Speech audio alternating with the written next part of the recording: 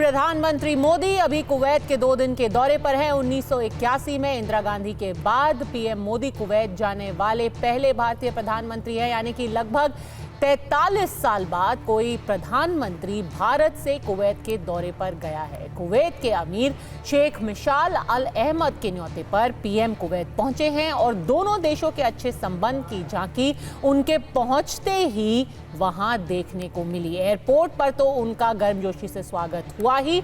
उनके स्वागत में शेख साद अल अब्दुल्ला स्पोर्ट्स कॉम्प्लेक्स में अब एक हाला मोदी कार्यक्रम भी रखा गया है। कार्यक्रमों में शिरकत के अलावा प्रधानमंत्री मोदी कुवैत के शीर्ष नेतृत्व के साथ बातचीत करेंगे, जिसमें रक्षा और व्यापार समेत कई समझौतों पर सहमति संभव है।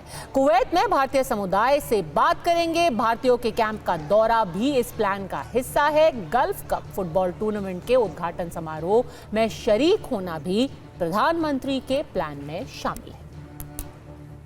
This marks the first visit by an Indian Prime Minister to Kuwait in 43 years and therefore assumes considerable significance. India and Kuwait share an age-old bond characterized by historical ties, robust economic exchanges, and vibrant cultural connections. There is excellent political relations between the two countries. India ranks among Kuwait's top trading partners, with bilateral trade between the two countries at more than $10 billion during the year 2023-24. Kuwait also remains a reliable energy partner for India, both in terms of supply of crude oil and LPG. There are investments also from Kuwait in India. Mr. Modi is glad about this, and I'm glad. It's my honor, especially, he's very tired of this book, and I'm so proud. So all the Indians in Kuwait are very much happy to welcome the Prime Minister, Honorable Prime Minister of India. We are so overwhelmed to receive our Prime Minister Narendra Modi sir, and we really he is such a visionary leader. Modi. Kuwait का दौरा प्रधानमंत्री मोदी के middle east mission का ही एक हिस्सा है। इसकी chronology समझने आपके लिए जरूरी है, क्योंकि कुवैत ही मिडिल ईस्ट का एकमात्र देश था जहां प्रधानमंत्री अब तक दौरा नहीं कर पाए थे। इससे पहले वो 3 बार यानी कि 2015, 2019 और 2024 में कतर जा चुके हैं। 2013 और 2016 में उन्होंने सऊदी अरब का दौरा किया। उसके बाद 2018 में वो ओमान गए, 2019 में बहरीन गए और 2024 यानी इसी साल की शुरुआत में वो यूएई भी गए थे। और इसीलिए अड़ी में हम आज सीधे प्रश्न लेकर के आए हैं, पीएम का कुवैत दौरा, उसका विशेष मकसद क्या है, इसका एक प्रतीकात्मक संदेश क्या है और इस्लामिक देशों के दौरे से वो क्या अपने देश में भी एक सीधा संदेश दे रहे हैं। मोदी के लिए कुवैत में दीवानगी से दुश्मन देश परेशान क्यों हैं?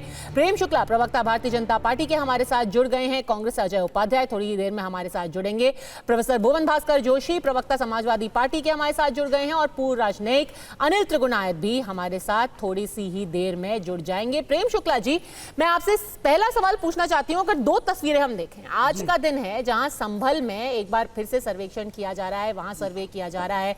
कल जो मोहन भागवत जी ने बोला है उसको लेकर के अभी भी विवाद चल रहा है। ये कहा जा रहा है कि भाई बार बार क्यों मंदिर मस्जिद विवाद उठाया जाता है, और दूसरी तरफ इस्लामिक देश के दौरे पे हैं प्रधानमंत्री। तो लोग सवाल पूछ रहे हैं कि अपनी देश में अलग ब्रांड की राजनीति और बाहर जाकर के दोस्ती, ऐसा कैसे? देखिए, संभल में भी संविधान के अनुकूल ही कानून के तहत कार्रवाई हो रही है।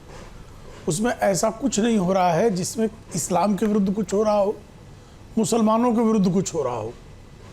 और इस्लामी देशों के साथ हमारे संबंध जो है सवाल सिर्फ इस्लामी देश होने के नाते संबंध नहीं है, बल्कि कुवैत हमारा जो है, कुवैत से हमारे आयात निर्यात के हमारा व्यापार का बहुत घनिष्ठ संबंध है। 10.5 अरब अमेरिकी डॉलर का हमारे बीच में जो है व्यापार है।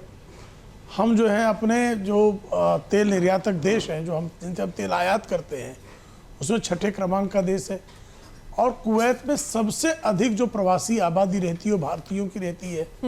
तो कुवैत के विकास में भारत और भारतीयों का और भारत के साथ व्यापारिक रिश्तों में कुवैत का बहुत प्रगाढ़ ऐतिहासिक संबंध रहा है। इसको जो है किसी भी तरह से यहाँ जो भारत की जो राजनीति है, हर कोई जानता है कि भारत ऐसा अकेला देश है जहाँ पर इस्लाम का हर फिरका स्वयं को सुरक्षित महसूस करता है।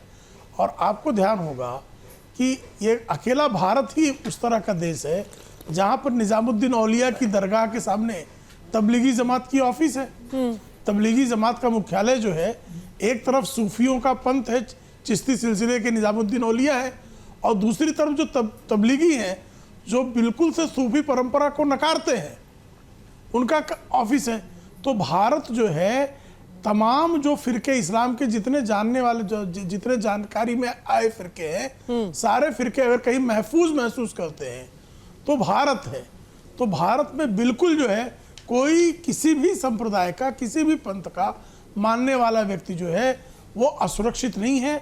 हर किसी को सुरक्षा की गारंटी है, लेकिन संविधान के तहत, कानून के तहत हमारे जो प्रावधान हैं, जो प्रक्रियाएं हैं, वो पूरी होंगी।